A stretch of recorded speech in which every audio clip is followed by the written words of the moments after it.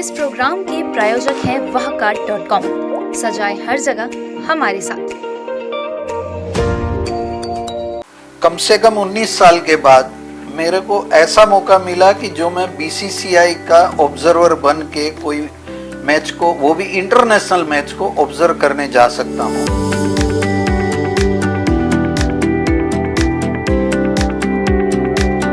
नमस्कार, मैं यशवर्धन। आज हमारे साथ मौजूद है छत्तीसगढ़ स्टेट क्रिकेट एसोसिएशन के पूर्व जॉइंट सेक्रेटरी और भिलाई क्रिकेट एसोसिएशन के सेक्रेटरी श्री योगेश शाह जी। योगेश शाह जी, आपका स्वागत है इंडियन न्यूज में। नमस्ते।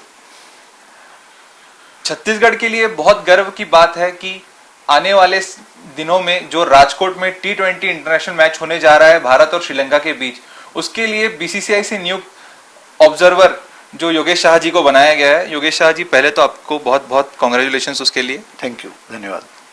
योगेश शाह जी, कैसे शुरुआत हुई आपके क्रिकेट सफर की? मैं कलकत्ता में था, मैं कलकत्ता में क्रिकेट खेलता था, लेकिन मैं एक ऐसा प्लेयर था जो साथ में ऑर्गेनाइजर भी था। ओके। तो कलकत्ता से यहाँ 92 में आने के बाद मेरा इंटरेस्ट ऑर्गेनाइजिंग की तरफ चलते गया, लेकिन साथ में बिजनेस था तो बिजनेस छोड़ के खेल नहीं सकता था, इसीलिए उसमें मेरा था। 98 में हैदराबाद की टीम एमपी से खेलने आई थी। उसमें मेरा फ्रेंड था वेंकटपति राजू बोल के। तो वो टाइम से मेरे को लगने लगा कि नहीं, लोकल मैनेजर का या इसका इम्पोर्टेंस बहुत होता है, और वो लोग मेरे को बहुत प्यार और बहुत स्नेह दिए। तो तब से मेरा क्रिकेट में इंटरेस्ट जागने लगा कि मेरे को छत्तीसगढ़ में भी कुछ करना है। तो वहाँ से मेरा चालू हुआ। उसके बाद 2003 में जब छत्तीसगढ़ बना 2000 में, तो पहली बार मैं छत्तीसगढ़ एसोसिएशन में एक मीटिंग में गया। मेरे विचार जानने के बाद इमीडिएटली वो फर्स्ट मीटिंग में ही मेरे को जॉइंट सेक्रेटरी अपॉइंट कर दिया गया, जहां हमारे माननीय बलदेव सिंह भाटिया जी को प्रेसिडेंट डिक्लेयर किया गया। वहां से मेरा सफर चालू हुआ। तो आप चूंकि बताए कि आपने कलकत्ता से क्रिकेट की शुरुआत की, तो कोलकाता में आप ऑर्गेनाइजर की भूमिका के बारे में बात की, तो ऑर्गेनाइजर की क्या भूमिका निभाई आपने उस वक्त? हमारे वहाँ कम से कम नहीं तो 60 टीमें होती थी, जिसको हम लोग 8 या 9 ग्रुप में बांट के एवरी संडे हम लोग का मैच होता था। तो उसका जो भी मेन ऑर्गेनाइजर थे उसके साथ में रहता था और कैसे ऑर्गेनाइजिंग करने का तरीका सीख रहा था, जिसको यहाँ आके मैं 2003 में 4 में लीग मैचेस करवा के, टूर्नामेंट ऑर्गेनाइज करवा के, फर्स्ट टाइम छत्तीसगढ़ में फर्स्ट टाइम कोई स्पॉन्सरर को लाके मैं टूर्नामेंट करवाया 2004 में। और तब मैं बीसीए का, भिलाई क्रिकेट एसोसिएशन का, माने हम लोग एसोसिएशन चालू किए। अच्छा, तो एसोसिएशन शुरू करते हो क्या क्या चुनौतियों का सामना करना पड़ा आपको? पहले तो यह है कि भिलाई कोई डिस्ट्रिक्ट नहीं है जी। हमारे यहाँ सब डिस्ट्रिक्टों को मान्यता दी जाती है। तो ये मेरा अथाग प्रयास था कि भिलाई को एक अलग से मान्यता मिले। हम दुर्ग के अंडर में खेलना नहीं चाहते थे। क्यों ऐसा? तो अल्टीमेटली हमारे प्लेयर को, कम प्लेयर को चांस मिलता है, क्योंकि भिलाई डिस्ट्रिक्ट, हाँ, दुर्ग डिस्ट्रिक्ट एक बहुत बड़ा तब भिलाई स्टील प्लांट का एसोसिएशन नहीं था। तो मैं ये पॉइंट हमारे मैनेजमेंट के सामने रखा कि हमारे पास मैक्सिमम ग्राउंड है, हमारे पास मैक्सिमम यंग प्लेयर्स है, हमारे पास मैक्सिमम रणजी प्लेयर्स है। ये सबका पॉइंट में रखा। और तब मोरलेस मैं वर्किंग सेक्रेटरी भी था छत्तीसगढ़ का। तो मेरे को प्रेसिडेंट को ये इम्प्लीमेंट करवाने में ज़्यादा तकलीफ नहीं हुआ, और वहाँ से भिलाई क्रिकेट एसोसिएशन का आगाज हुआ। और आपको जब ये सफर रहा आपका भिलाई क्रिकेट एसोसिएशन बनाने का, अच्छे अच्छे प्लेयर्स को देखा जाए तो बाहर दूसरे स्टेट में जाके क्रिकेट खेलते थे, क्योंकि यहाँ पे रणजी की मान्यता नहीं थी। तो चूंकि छत्तीसगढ़ में भी अच्छे प्लेयर्स की जरूरत है यदि आपको रिप्रेजेंट करना है, तो फिर उस समय आप कैसे उनको कोप अप करते थे? हमको हमेशा ये दृश्य रहता था कि हमारे बच्चे एमपी में जाते हैं और एमपी में उसको चांस नहीं मिलता है। तो मेरा सबसे यही मुद्दा था मेन, कि हमारे बच्चों को कैसे भी, छत्तीसगढ़ अगर अलग हो गया है तो छत्तीसगढ़ में अपने को अपना एसोसिएशन बना के अगर हमारे प्लेयर हमारे यहाँ से रिप्रेजेंट करेंगे, तो जो एमपी में 1 या 2 बच्चों को चांस मिलता था, वो यहाँ हमारे 15 बच्चों को चांस मिलेगा। तो उससे बच्चे भी उत्साहित थे कि हाँ, हमारा अलग एफिलिएशन होने से हमको ये मौका मिलेगा।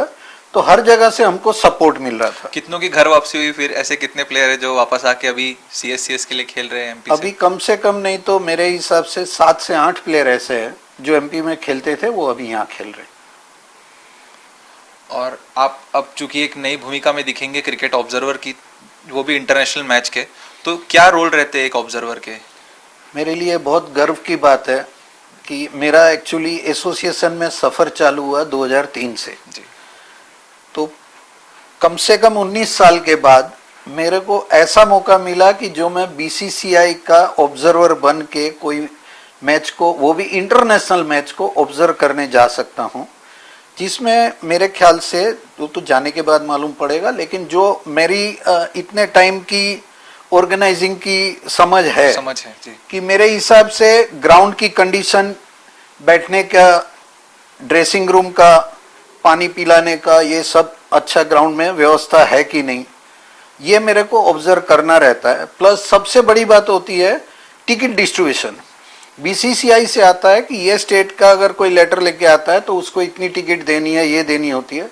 हमेशा हम वहाँ दबाव रहता है कि नहीं नहीं आप इसको ज़्यादा दे दो, लेकिन हमको वो बीसीसीआई की गाइडलाइंस में बना के मेरे को वो काम करना है और वो मैं बखूबी करूंगा। इसमें शायद on the field, of the field और मीडिया से जुड़े हुए भी आपको, मीडिया से जुड़े हुए हो सकते हैं और मीटिंग होती है जब दो टीमों के कप्तान होते हैं, एम्पायर्स होते हैं, मैच रेफरी होते हैं, तो उसमें ऑब्जर्वर का भी एक अहम भूमिका रहता है। छत्तीसगढ़ में रणजी ट्रॉफी दिलाने और मैं कहूं कि बीसीसीआई से मान्यता प्राप्त कराने के लिए बहुत लोगों का योगदान रहा, कुछ चुनिंदा लोगों का योगदान रहा, उसमें से आपकी एक अहम भूमिका रही, उसके बारे में बताइए। मैं थोड़ा इसमें विस्तार से बता देता हूँ कि 2003 में जब एसोसिएशन में मेरे को ज्वाइंट सेक्रेटरी बनाया गया, हमारे माननीय प्रेसिडेंट साहब श्री बलदेव सिंह भाटिया जी, उन्होंने मेरे को अपने घर पे बुला के बोला कि योगेश एक काम करो, आज से तुम मेरा काम देखो। तो कम से कम 5 साल ऐसे थे जहां मैं जॉइंट सेक्रेटरी रहते हुए भी मैं एज ए सेक्रेटरी का काम करता था। बीसीसीआई की मीटिंग हो, कहीं स्टेट एसोसिएशन से मिलने जाना हो, रिक्वेस्ट करना हो, फाइल बनानी हो, ये सब में हमारा योगदान काफ़ी रहा। और इसमें सबसे बड़ी भूमिका मैं बताना चाहूँगा हमारे माननीय बलदेव सिंह भाटिया जी का, कि इतने बड़े बिजनेसमैन होते हुए भी जब भी मैं उसको बोला कि सर ये डालमिया जी के पास जाना है या श्रीनिवासन के पास जाना है, तो उसके बिजनेस की व्यस्तता होते हुए भी वो हमेशा ये चीज़ का टाइम दिया, इसीलिए कि वो देख रहे थे कि हमारे बच्चे बेचारे कहीं नहीं खेल सक रहे हैं, उसको कहीं अपॉर्चुनिटी नहीं मिल रही है। तो उसके हिसाब से सबसे बड़ा योगदान है बलदेव सिंह भाटिया का। और क्योंकि मैं बलदेव सिंह भाटिया जी के साथ हर जगह जाता था, इसीलिए मेरा योगदान भी उसमें काफ़ी बिल्कुल जुड़ा रहा है। इंटरनेशनल मैच में एक ऑब्जर्वर की आप भूमिका निभा, जाहिर सी बात है आपका क्रिकेट के प्रति समर्पण ही था, मगर उन लोगों के बारे में बताइए जिनका इस आपको जो आज ये मौका मिला है उसके पीछे भी कई लोगों का योगदान होगा, तो उनके बारे में। सबसे बड़ा योगदान मैं बोलूँगा कि हमारे माननीय बलदेव सिंह भाटिया जी, जिसने, और विजय शाह जी, राजेश दवे जी, योगेश बागड़ी जी, ये लोगों ने मेरे प्रति विश्वास जताया और उसको लगा कि हाँ ये रोल करने के लिए मैं फिट हूँ।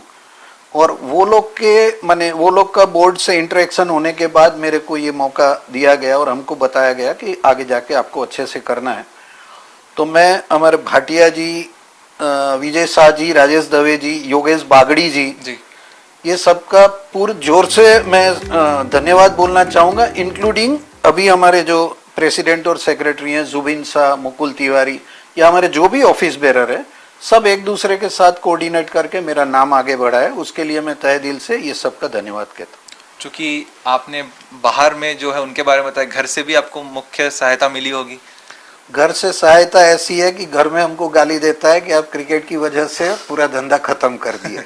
लेकिन मेरा क्रिकेट का पैशन ऐसा है कि मैं बच्चों को देखा हूँ कि कितनी तकलीफ़ें झेलते हैं या कितना वो लोग को तकलीफ होता है कि भाई हमको चांस नहीं मिल रहा है या ये, तो हमको यही होता है कि एक ऐसा प्लेटफॉर्म मिले ये लोग को, बच्चों को एक, तो उसमें घर का मैं मिनिमम वो रखता हूँ। लेकिन मेरे ब्रदर हमेशा ये नेगेटिव सोचते हैं, लेकिन जब उसको भी ये मालूम पड़ा तो वो भी काफ़ी खुश थे मेरे बड़े भाई हैं अनिल शाह, तो वो भी काफी खुश थे कि नहीं चलो तुमको कहीं जाने का मौका मिला। सर एक पूर्व तो नहीं कहूंगा, एक फेमस क्रिकेट कोच है जिन्होंने आपके बारे में कुछ कहा, मैं उसको कोट करूंगा। He is a very hard working smart admin for cricket and has very good vision for cricket development over an a very humble gentleman. तो आप दर्शकों को बताइए वो कौन कोच है और उनके बारे में बताइए और कैसे उन्होंने कहा और किस बात को लेके कहा उन्होंने। 2005 में जब हमारा एफिलिएशन भी नहीं हुआ था जी, तब मैं नेशनल क्रिकेट एकेडमी के मार्फत यहाँ पे लेवल 1 कोच का एक एग्ज़ाम करवाया था। उसमें एक कोच था अतुल गायकवाड़ जी। मैं मेरी ज़िंदगी में इतना डेडिकेटेड आदमी और इतना अच्छा कोच नहीं देखा कभी। उसके पास जो जो डिग्री है, जो जो उसकी माने उसकी क्षमता है, माने वो अनबिलीवेबल है, अनबिलीवेबल। माने ऑस्ट्रेलिया में एक एग्जांपल देता हूँ। ऑस्ट्रेलिया में जब एक लेवल सी का कोर्स हो रहा था तो उसमें एक हाई मॉड्यूल लेवल सी का भी था, लेकिन उसमें उसको परमिट नहीं किया था। तो तब ग्रेग चैपल, डरमोट रीव, ये सब जो बड़े कोचेस है, इसका ये लेवल सी में जब देखे परफॉर्मेंस तो वो ऑर्गेनाइजर को बोले कि तुम लोग बहुत बड़ी भूल कर रहे हो जो हाई मॉड्यूल में इसको एंटर नहीं कर रहे हो।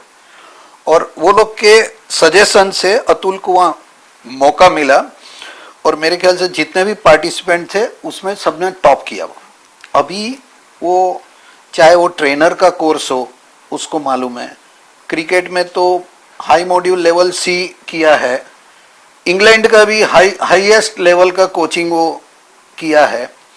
अभी रिसेंटली वो डॉक्टरेट पाया है फिजियोथेरेपी में, है ना, माने जो रहता है जी। वो सब में। और लास्ट 4 साल से सचिन तेंदुलकर का बेटा अर्जुन तेंदुलकर उसी से कोचिंग सीख रहा था, अतुल गायकवाड़। यस। और वो मेरा बहुत बहुत ही अच्छा दोस्त है, माने भाई जैसा है, इतना मैं बोल सकता हूँ। उनका भी कोई योगदान है CSCS के लिए? नहीं, उनका योगदान यही है कि वो लेवल 1 और लेवल 2 कराने आए थे। अच्छा। दोनों टाइम वो थे। तो जो भी कोचेस बने आज के दिन में छत्तीसगढ़ के मैक्सिमम कोच है ना, अगर उसको कुछ पूछना है या समझना है ना तो अतुल गायकवाड़ से ही बात करते हैं। अच्छा। बाकी कोई अप्रोचेबल है नहीं है मालूम नहीं, लेकिन सबको यही है कि अतुल गायकवाड़ से बात करते हैं। और अतुल गायकवाड़ से कुछ मांगते हैं ना तो बोलते हैं पहले योगेश को बोलो, बाद में मैं करूंगा। तो छत्तीसगढ़ के बच्चों को भी वैसे कोचिंग मिलती है जैसे जिस शैली के वो कोच है, जिस लेवल के वो कोच है? सबकी सिखाने का तरीका अलग अलग होता है। कुछ एक बच्चे हैं जो उसके पास जाते भी हैं, सीखते भी हैं और अच्छा करते भी हैं। और हर एक कोच का अपना रहता है। छत्तीसगढ़ के कोच जो भी अपॉइंट हुए हैं, हमारे माननीय भाटिया जी और विजय शाह जी, जो जिसको भी सिलेक्ट करके रखे हैं, हर कोच अच्छे रहते हैं, लेकिन सबका प्रोग्राम और सिखाने का तरीका अलग रहता है। छत्तीसगढ़ से केवल भिलाई से ही एक इंटरनेशनल प्लेयर रह चुके हैं राजेश चौहान सर। उसके बाद इंटरनेशनल अंपायर रामचंद्रन जी और गिरिधरन जी, और अब आप एक एज ए इंटरनेशनल ऑब्जर्वर की भूमिका में नजर आएंगे। तो क्या ये भिलाई वासियों के लिए तो एक तो बहुत गर्व की बात है, मगर ये सब भिलाई से ही क्यों आ रहे हैं? ऐसा क्या है भिलाई में? भिलाई को अगर बिलासपुर को बोलते हैं न्यायधानी या जो भी, तो भिलाई को स्पोर्ट्स का हब बोल सकते हैं जी। हमारे लिए गर्व की बात है कि राजेश चौहान भिलाई का है। हमारे लिए गर्व की बात है कि KS गिरिधरन और RT रामचंद्रन हमारे भिलाई के थे। और मेरे लिए खास गिरिधरन साहब का कंट्रीब्यूशन ये है कि वो मेरे को उंगली पकड़ के छत्तीसगढ़ में पहली बार ले गए और पहले ही दिन मैं ज्वाइंट सेक्रेटरी बना। और मेरे लिए ये गर्व की बात है कि अभी तक ऑब्जर्वर के हिसाब से हमारे राजेश दवे जी पहले गए, अवधेश गुप्ता जी गए, लास्ट में GS मूर्ति जी भी गए। 3 लोग, तीनों रायपुर के थे, तीनों वहां गए। भिलाई से मैं पहला आदमी हूं जिसको ये सौभाग्य प्राप्त हुआ है कि मैं जाके ये ऑब्जर्व कर सकूं। और सबसे बड़ी बात है कि राजकोट है तो गुजरात है, तो मैं बेसिकली गुजराती हूँ, तो इसीलिए। और दूसरा मेरा ससुरबाड़ी भी वहाँ है, तो उसी वजह से मिला आपको? नहीं, वो जैसा को थोड़ी मालूम होगा। वो जय शाह भी शाह है तो नहीं, ऐसा कोई रिलेशन नहीं है। जी। अब वक्त हो चला एक ब्रेक का, बने रहिए इंडियन न्यूज के साथ। इस प्रोग्राम के प्रायोजक हैं wahcard.com। सजाए हर जगह हमारे साथ। कम से कम 19 साल के बाद मेरे को ऐसा मौका मिला कि जो मैं बीसीसीआई का ऑब्जर्वर बन के कोई मैच को, वो भी इंटरनेशनल मैच को ऑब्जर्व करने जा सकता हूँ।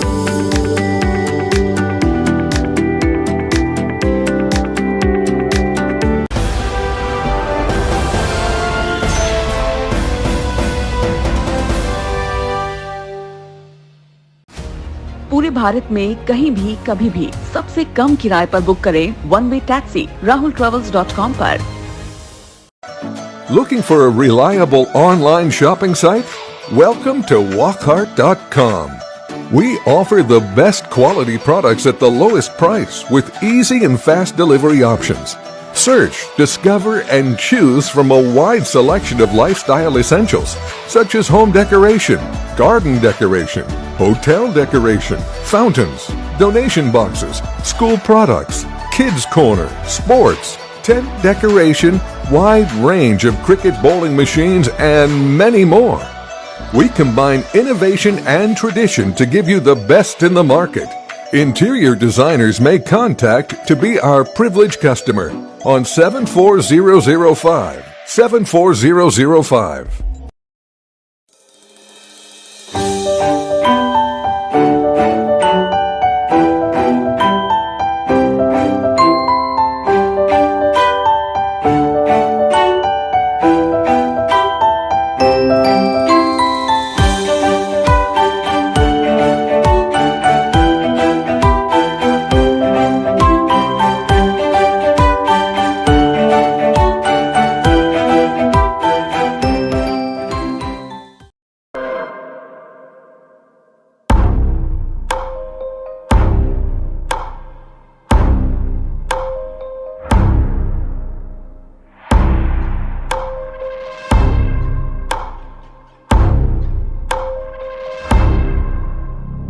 प्रशिक्षण जो रोजगार दिलाए। Computer hardware, mobile servicing course, electrical course, electronics course, refrigeration, air conditioning course, छात्रावास की सुविधा। Indu technical institute, T market power house, जिला दुर्ग, छत्तीसगढ़। Mobile number 9827194279, 7415674157। ये है इंदु ब्रॉडकास्टिंग प्राइवेट लिमिटेड और आप देख रहे हैं इंडियन न्यूज, हर पल, हर क्षण, हर सच।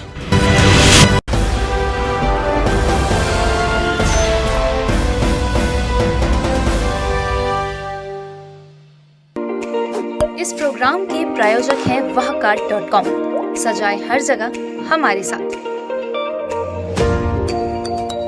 कम से कम 19 साल के बाद मेरे को ऐसा मौका मिला कि जो मैं बीसीसीआई का ऑब्जर्वर बन के कोई मैच को, वो भी इंटरनेशनल मैच को ऑब्जर्व करने जा सकता हूँ।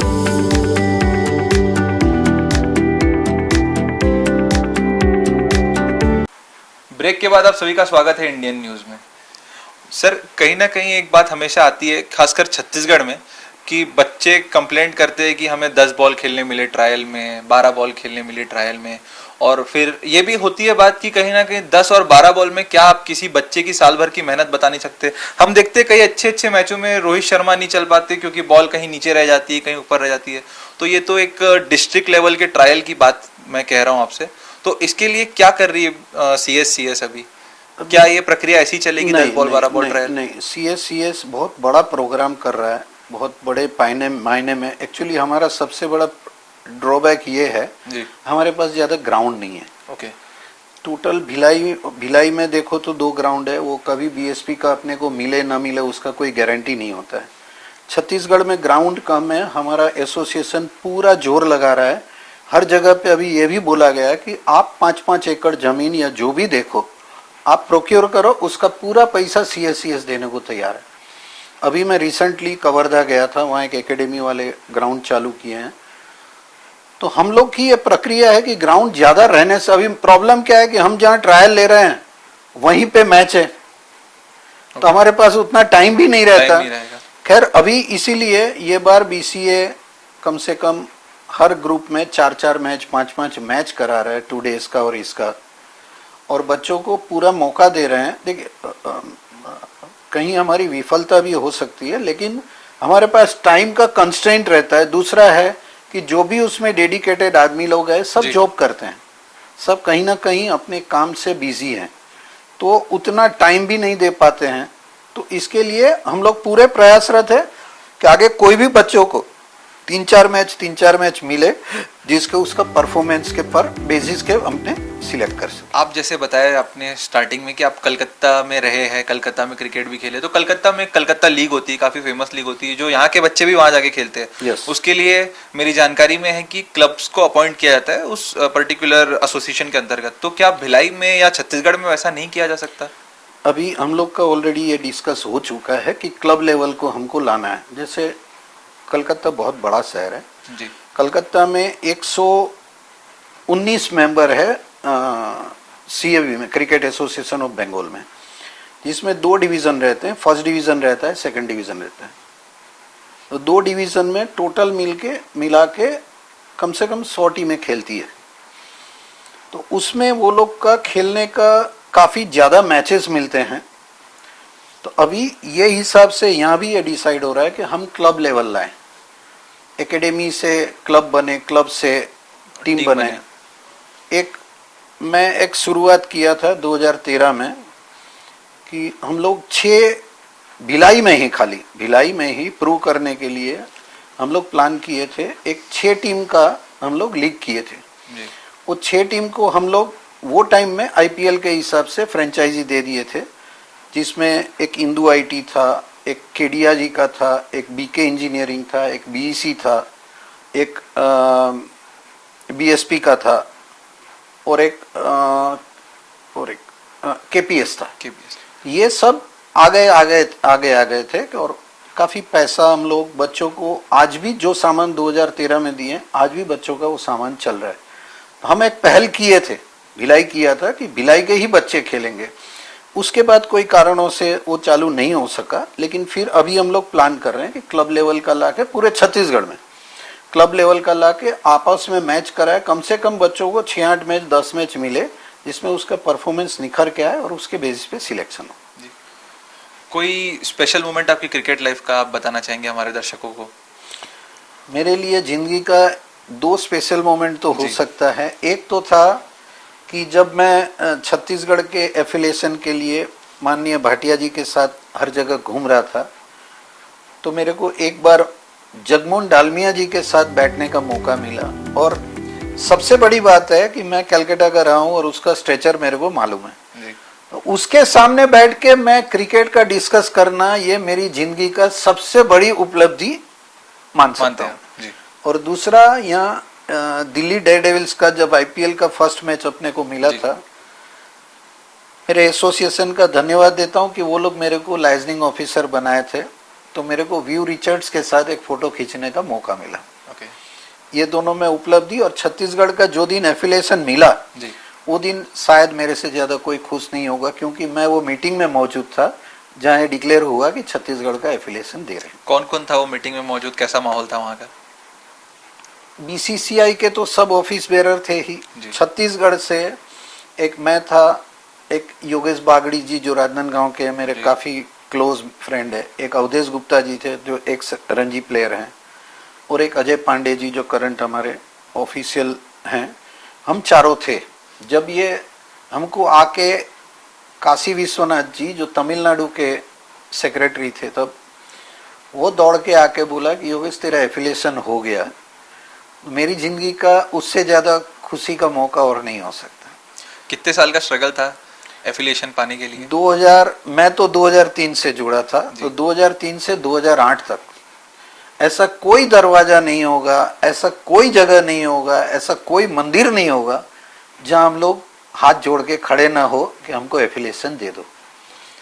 और मैं फिर बोलूँगा कि बलदेव सिंह भाटिया जी अगर ये इनिशिएटिव नहीं लेते, विजय शाह जी, राजेश दवे जी, अगर हम लोग सब मिलके ये इनिशिएटिव नहीं लिए होते, सबसे बड़ा योगदान भाटिया जी का, कि उसकी इतनी पहचान, इतना हम लोग को काम आया। जैसे शरद पवार जी के घर गए, तो शरद पवार जी के घर तो जा नहीं सकते, तो उनका ऐसा रिलेशन था कि वो हमको ले गए, हम लोग वहाँ जाके बात किए। तब शरद पवार जी बोले कि भाई तुम लोग का सब ठीक है। हम बताए कि हम क्रिकेट कैसे चला रहे हैं। तो सब कुछ सुनने के बाद वो ये बोला कि अगर हम लोग जो बता रहे हैं वो सही है, मैं और भाटिया जी दो ही थे, कि अगर तुम लोग जो बता रहे हो ये सही है तो डेफिनेटली ये सितंबर में मैं तुमको एफिलिएशन दे के जाऊंगा। उसका लास्ट ईयर था और 27 सितंबर या अक्टूबर था 2008 हमको एफिलिएशन मिला। तो आपने काफ़ी सारे अपनी क्रिकेटिंग जर्नी में पास से बड़े बड़े छोटे छोटे प्लेयर्स को देखा होगा, मगर जैसे आपने अभी जिक्र किया कि आपने विव रिचर्ड से मिले, आप दिल्ली डेयरडेविल्स में थे तो उस वक्त गौतम गंभीर, वीरेंद्र सहवाग, डेविड वार्नर वो सब उस टीम का हिस्सा थे। नहीं, डेविड गौतम गंभीर और डेविड वार्नर हैदराबाद का था, गौतम गंभीर कलकत्ता का था। ये कौन से साल की बात बता रहे हैं आप? ये में भी 2013 होगा। ओके 2013 की बात। तो आप इतने बड़े बड़े प्लेयर्स से मिले और आप बड़े बड़े कोचेस से भी मिले, तो एक बड़े लेवल के प्लेयर में और एक जो बडिंग क्रिकेटर रहते हैं या जो छोटे लेवल के प्लेयर रहते हैं उनमें क्या फ़र्क रहता है? किस चीज़ में कमी रह जाती कि वो बड़ा प्लेयर नहीं बन पाते? मैं उल्टा एक एग्जांपल देता हूँ। एक हमारा क्रिकेट का अंडर 14 का या 16 का कैंप लगा था जिसमें देवाशीष नीलोसे जी जो एमपी में कोच है, लेवल 3 कोच है, वो आए थे। तो वो कैंप लेने के बाद वो भिलाई होटल में ये बताया कि एक मोटिवेशनल स्पीच होना चाहिए। ओके। तो किसको बुलाओगे? तो अपने यहाँ एक अर्जुन अवार्डी है राजेंद्र प्रसाद। मैं इंटरनेशनल बॉक्सर है, ओलंपिक में 4th रहे हैं वो, उसको मैं लेके आया। वो सबसे बड़ी बात क्या बताया कि आपका डेडिकेशन और आपकी ईमानदारी कितने तक आप मेहनत कर सकते हो उसके पर है। वो एक बहुत एग्जाम्पल अच्छा दिया कि भिलाई होटल के पीछे रहते थे वो, मैंने बहुत, उसको बीएसपी में जॉब था। वो बोल रहा था कि मैं जब रात को दौड़ता था ना तो ये मेरे दोस्त लोग सब हंसते थे, चलना बैठना अपने चाय नाश्ता करते हैं। तो वो ध्यान नहीं देता था, वो दौड़ता था। तो उसकी वजह से वो वहां गए और जो दोस्त लोग हैं वो वहीं रह गए। उसका आपका क्रिकेट के प्रति समर्पण देखो, 2 घंटा तो सब प्रैक्टिस करते हैं, है ना, लेकिन वो 2 घंटा छोड़ के और 4 घंटा कौन निकालता है? वो डिफरेंस होता है एक छोटे प्लेयर और बड़े प्लेयर में। कौन अपना क्रिकेट को कितना, देखो सबका सोच ये रहता है मेरे को छत्तीसगढ़ खेलने मिल जाए, रणजी खेलने मिल जाए, 14-16 खेलने मिल जाए, बस। लेकिन कितने कम प्लेयर हैं जो ये चाहते हैं कि मैं इंडिया लेवल पे पहुंचूं? वो नहीं है। सबसे बड़ी सोच ये है कि भाई आपको आपका गोल सेट करना है कि मेरे को यहां तक जाना है। उसके लिए कौन कोच आपको क्या बोलता है क्या नहीं, वो आप इम्प्लीमेंट करोगे तो होता है, नहीं तो नहीं होता। जाहिर सी बात है। और अभी आईपीएल आने वाला है, तो भिलाई से कोई है प्लेयर आईपीएल खेल रहे जो? भिलाई से कोई नहीं है। एक राजनांदगांव से अजय मंडल, बहुत बहुत अच्छा लड़का है, बैटिंग में भी उतना अच्छा है, लेफ्ट आर्म स्पिन में भी। अभी मेरे ख्याल से उसका 3 मैच में 24 विकेट हो चुका है। अभी जो 5 टॉप स्पिनर जो अभी गिने जाते हैं उसमें 2 के 26 हैं, जलज सक्सेना के 26 हैं, अजय मंडल का 24 है। वो पहले एमपी से खेलते थे? नहीं, अजय मंडल यहाँ से ही खेला। अजय मंडल यहाँ से, जलज वहां से खेला था, लेकिन अभी वो केरला से खेल रहा है। अजय मंडल है। हरप्रीत भाटिया जो है वो तो कंटिन्यूस परफॉर्मेंस किए ही जा रहा है। आगे भी वो 2-3 साल खेला है लेकिन उसको उतना मौका नहीं मिला है, लेकिन वो भी एक बहुत कामयाब प्लेयर है। एज फैक्टर है कहीं ना कहीं ऊपर बड़े लेवल का क्रिकेट खेलने से जो उनको रोक रहा है? नहीं, मैं एक एग्जांपल दूंगा जी। वो बॉम्बे का क्या बॉलर है, तांबे, प्रवीण तांबे। हाँ, मैंने उसके पर पिक्चर बन चुका है। देखो सर, 40 के साल में वो डेब्यू कर रहा है और उसके लिए तो राहुल द्राविड़ भी मंच पे बोल चुका है कि मैं अगर डेडिकेशन का देखूं तो मेरे लिए प्रवीण तांबे एक एग्जांपल है कि इतना साल खेलने के बाद भी वो अपना क्रिकेट नहीं छोड़ा, क्रिकेट नहीं भूला। कहीं ना कहीं डेडिकेशन ही है। जो आपकी अंदर की भूख जो है ऊपर पहुंचाने के लिए जो होती है वो कम नहीं होनी चाहिए। अगर 1-2 चांस नहीं मिला है, आप ये सोचोगे कि अरे अब नहीं दे रहे यार, छोड़ो, नहीं, आप उतना अच्छा कर दो कि वो आपको चांस देने के लिए मजबूर हो जाए। वो तो होता है। जितनी मेहनत करोगे उतना होता है। आप बीसीए के सेक्रेटरी हैं और सफल बिजनेसमैन हैं। एक तरफ आपका एक और मानवीय पहलू अगर हम ये भी देखें तो आप गौ सेवा भी बहुत ज़्यादा करते हैं, तो उसके बारे में बताइए। मेरा जिंदगी चेंज हो गया उससे। पहले तो मैं बीसीए का बता दूं जी कि मैं श्री अरविंद जैन साहब, विजय कुमार गुप्ता साहब, उमक सर, आनंद त्रिपाठी सर, ये सब का मेरे पे बहुत आशीर्वाद रहा और कभी भी मेरे को ऑर्गेनाइजिंग में कोई तकलीफ नहीं आने दी। अगर ये महानुभाव लोग नहीं होते तो हो सकता है छत्तीसगढ़ में अपने को अलग से मान्यता भी नहीं मिलती। तो ये लोग का मैं तहे दिल से शुक्रिया अदा करता हूँ कि इतने बड़े होने के बाद भी कभी भी हमको सर के पर से हाथ नहीं हटाया, हमको कभी कोई तकलीफ आने नहीं दी। तो ये लोग का तो खास योगदान रहा भिलाई क्रिकेट एसोसिएशन में। और रही गाय की बात, तो मेरा जीवन बदल गया। मैं लास्ट 5 साल में बोलूं या 6 साल में बोलूं, याद भी नहीं है। मेरे सामने कितने गाय के बच्चे 3-4 बच्चे आ गए। मेरे को अच्छा लगता है, बहुत अच्छा लगता है। मेरे पास कम से कम घर के पास 22 गाय आती होगी, 22 या 25। डेली वो लोग को खाना खिलाता हूँ, 150 रोटी बनवाता हूँ बाहर से जी। और शायद ही कोई ऐसा गाय होगा जो भूखा जाता हो। वो मेरे जीवन का एक बहुत बड़ा टर्निंग पॉइंट है कि पहले ऐसा होता था कि 7 बजे के बाद कहीं दोस्त के पास जाना है, कहीं क्लब में जाना है, कहीं होटल में जाना है, ये रहता था। लेकिन आज के बाद 7 बजे के बाद हमारा वही सेवा रहता है, मैं और कहीं नहीं जाता। यदि कोई गौ सेवा करना चाहे, गाय की सेवा करना चाहे, तो कोई सब लोग समर्थ नहीं होते कि 100 रोटी खिला सके, तो क्या छोटे से छोटा तरीका वो अपना सकते हैं गौ सेवा करने के लिए कि जिससे कम से कम में ज़्यादा से ज़्यादा? सबसे बड़ी बात है कि घर के बाहर गमला रहता ही है, आप अपना जो भी जूठा है जी उसको डाल दो। ये तो जरूरी नहीं है कि आप 150 रोटी खिलाओ, आप 5 रोटी खिला सकते हो। और सबसे बड़ी बात यह है कि गाय जो है वो आपके घर पे खाना मांगने नहीं आती, गाय आती है आपकी तकलीफ को हरने आती है। आप खाना खिला रहे हो तो आप ये मत सोचो कि आप उसका पेट भर रहे हो, आप खाना खिला रहे हो ना तो आप ये सोचो कि वो मेरी कितनी तकलीफ लेके गई। मैं 5 साल बहुत तकलीफ देखा हूँ, शायद जिंदगी में नहीं देखा हूँगा, लेकिन वो 5 साल में मेरे को गाय के आशीर्वाद ही थे कि आज मेरे को जो भी हूँ वो गाय की वजह से ही हूँ, मैं ये बोल सकता हूँ। योगेश सर, एक लास्ट सवाल आपसे कि बीसीए के सेक्रेटरी है तो आपका क्या विजन है और आगे 5 सालों का बीसीए के लिए? मेरा तो कोशिश रहेगा कि भिलाई से कम 5-6 लड़के खेलें और उसके लिए हम लोग को जो बीसीए के हमारे सब मेंबर बहुत कोऑपरेटिव हैं, बहुत सब एक दूसरे से मिल के डिस्कस करके हम लोग करते हैं। तो हम लोग ऐसा कुछ प्लान बनाए कि जिसके फ्यूचर का प्लान बने जो आज तक कोई नहीं करता, कि हमारा 2 साल के बाद हमारा ये अचीवमेंट हो, 5 साल के बाद हमारा ये कोई भी लड़का हमारा इंडिया खेला हुआ होना चाहिए, या 3 साल के बाद हमारा 3-4 प्लेयर रणजी खेले हुए होना चाहिए। हम लोग ये ब्रॉडवे में एक प्लान बना रहे हैं और उसमें हमारे अरविंद साहब, विजय साहब, ये सब हम लोग को बहुत कोऑपरेट करते हैं, रेगुलरली मीटिंग करते हैं। हमारे सब मेंबर एक दूसरे से इतना हिल मिल के, क्योंकि सब खेले हुए हैं, तो सबका उद्देश्य यही रहता है कि हम कितना ज़्यादा कंट्रीब्यूट करके हमारे बच्चों को और आगे बढ़ा सके, भिलाई का नाम रोशन हो। योगेश शाह जी, बहुत बहुत धन्यवाद आपका हमारे कार्यक्रम में आने के लिए, और इंडियन न्यूज़ की तरफ से मैं आपको बधाई और शुभकामनाएं देता हूं कि जो आप ऑब्जर्वर बने हैं बीसीसीआई द्वारा, उसके लिए आपको काफ़ी सारी शुभकामनाएं। ये थे हमारे साथ बीसीए के सेक्रेटरी योगेश शाह जी, जिनको बीसीसीआई द्वारा बहुत बड़ी जिम्मेदारी मिली है एज अ मैच ऑब्जर्वर की, जो T20 इंटरनेशनल मैच होने जा रहा है भारत और श्रीलंका के बीच।